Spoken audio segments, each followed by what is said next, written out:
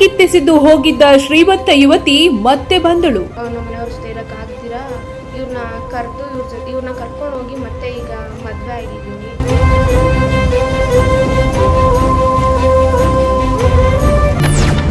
6 ತಿಂಗಳ ಬಳಿಕ ಪ್ರೀತಿ ಹುಡುಕಿಕೊಂಡು ಬಂದ ಯುವತಿ.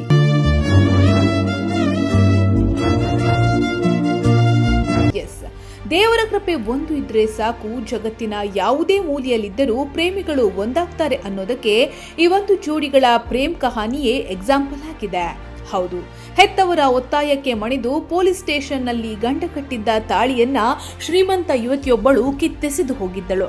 ಆದರೆ 6 ತಿಂಗಳ ಬಳಿಕ ಯುವತಿ ತನ್ನ ಪ್ರೇಮಿಯನ್ನ ಹುಡುಕಿಕೊಂಡು ಬಂದಿದ್ದು ತನ್ನ ಪ್ರೀತಿಯನ್ನ ಉಳಿಸಿಕೊಂಡಿದ್ದಾಳೆ. ಈ ಅಪರೂಪದ ಪ್ರೇಮ್ ಕಹಾನಿ ಕಂಡು ಬಂದಿದ್ದು ಚಿಕ್ಕಬಳ್ಳಾಪುರದಲ್ಲಿ.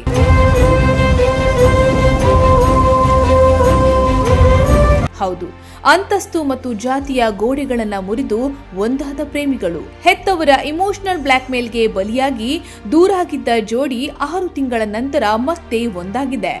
ಚಿಕ್ಕಬಳ್ಳಾಪುರದ ಕಂದವಾರ ಬಡಾವಣೆಯ ಬಲಜುಗ ಸಮುದಾಯದ ಶ್ರೀಮಂತ ಕುಟುಂಬದ ಯುವತಿಯಾಗಿದ್ದ ಕೀರ್ತನಾ ಎಂಬಾಕೆ ಅದೇ ಊರಿನ ಎಸ್ಟಿ ಸಮುದಾಯದ ಪೇಂಟರ್ ಹುಡುಗ ಸಾಯಿ ಸಂದೀಪ್ ಇಬ್ಬರ ಮಧ್ಯೆ ಪ್ರೀತಿ ಚಿಗುರೊಡೆದಿತ್ತು. ಇವರ ಪ್ರೇಮವನ್ನ ಹೆತ್ತವರು ವಿರೋಧಿಸುತ್ತಾರೆ ಎಂದು ಕಳೆದ 6 ತಿಂಗಳ ಹಿಂದೆಯಷ್ಟೇ ಇವರಿಬ್ಬರು ಲವ್ ಮ್ಯಾರೇಜ್ ಆಗಿದ್ರು. ಆದರೆ ಇವರಿಬ್ಬರ ಪ್ರೀತಿಗೆ ಜಾತಿ ಹಾಗೂ ಬಡತನ ಶತ್ರುವಾಗಿತ್ತು. ಇವರ ಮದುವೆಯನ್ನ ಶ್ರೀಮಂತ ಯುವತಿಯ ಪೋಷಕರು ವಿರೋಧಿಸಿದ್ದು ಪೊಲೀಸ್ ಸ್ಟೇಷನ್ ಮೆಟ್ಟಿಲೇರಿದ್ರು. ಅಲ್ಲಿ ಹೆತ್ತವರ ಇಮೋಷನಲ್ ಬ್ಲಾಕ್ ಮೇಲ್ಗೆ ಮಣಿದ ಕೀರ್ತನಾ ಕಳೆದ ಜನವರಿ 6ರಂದು ಇದೇ ಪೊಲೀಸ್ ಠಾಣೆಯಲ್ಲಿ ಸಂದೀಪ್ ಕಟ್ಟಿದ್ದ ತಾಳಿಯನ್ನ ಕಿತ್ತೆಸೆದು ಹೆತ್ತವರ ಜೊತೆ ಹೆಜ್ಜೆ ಹಾಕಿದ್ದು. ನಾವಿಬ್ರು ಜನವರಿಯಲ್ಲಿ ಮದುವೆ ಆಗಿದ್ವಿ. ಆದರೆ ನಮ್ಮ ಮನೆಯವರಿಂದ ನಮ್ಮವರು ದೂರ ಆಗಿಬಿಟ್ವಿ.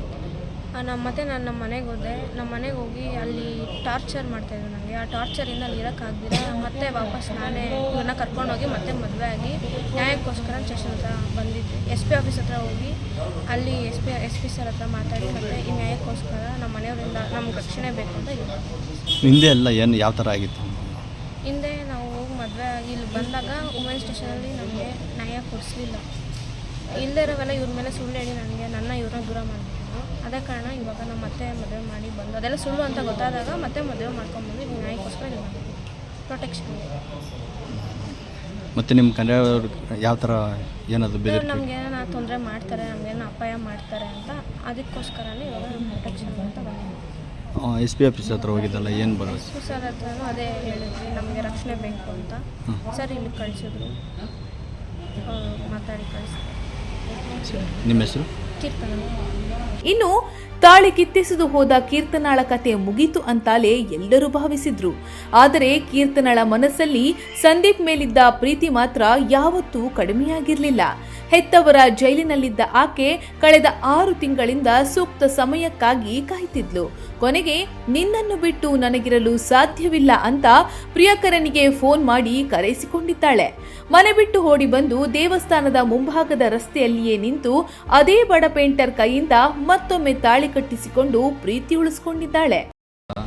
ST ಸಮುದಾಯಕ್ಕೆ ಸೇರಿದ ಹುಡುಗ ನಾನು. ಈ ಕೀರ್ತನಾ ಅನ್ನೋ ಒಂದು ಹುಡುಗಿನ 2 ವರ್ಷದಿಂದ ಪ್ರೀತಿ ಮಾಡ್ತಾ ಇದ್ದೆ ನಾನು.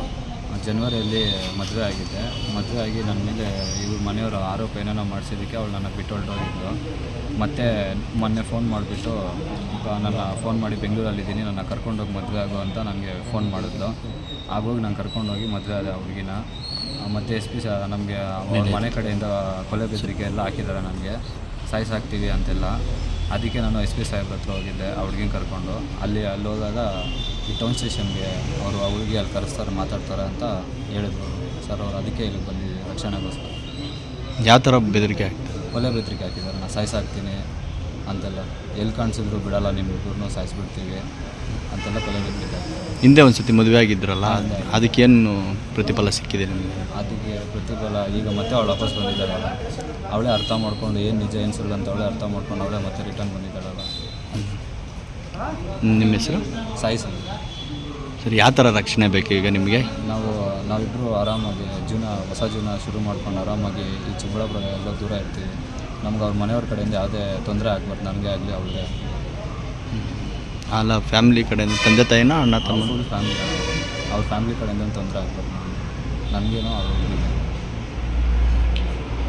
ಸದ್ಯ ಈ ಜೋಡಿಯ ಮರುಮದುವೆಯ ವಿಡಿಯೋ ಸೋಷಿಯಲ್ ಮೀಡಿಯಾದಲ್ಲಿ ಸಖತ್ ವೈರಲ್ ಆಗ್ತಾ ಇದೆ. ಆದರೆ ಪ್ರೀತಿಯನ್ನೇನೋ ಗೆದ್ದಿದ್ದಾರೆ. ಆದರೆ ಜೀವಭಯ ಮಾತ್ರ ಇವರನ್ನ ಇನ್ನೂ ಬಿಟ್ಟಿಲ್ಲ.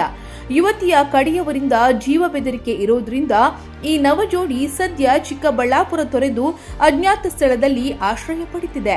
ಇವರ ಪ್ರೀತಿಗೆ ಆದಷ್ಟು ಬೇಗ ಹೆತ್ತವರು ಗ್ರೀನ್ ಸಿಗ್ನಲ್ ಕೊಟ್ಟು ಸುಖವಾಗಿರುವಂತೆ ಬಿಡುವಂತೆ ಮಾಡ್ತಾರಾ ಅನ್ನೋದನ್ನ ಕಾದು ನೋಡಬೇಕಿದೆ. ಮೋಹನ್ ಕುಮಾರ್, ಪ್ರಜಾಶಕ್ತಿ ಟಿವಿ, ಚಿಕ್ಕಬಳ್ಳಾಪುರ.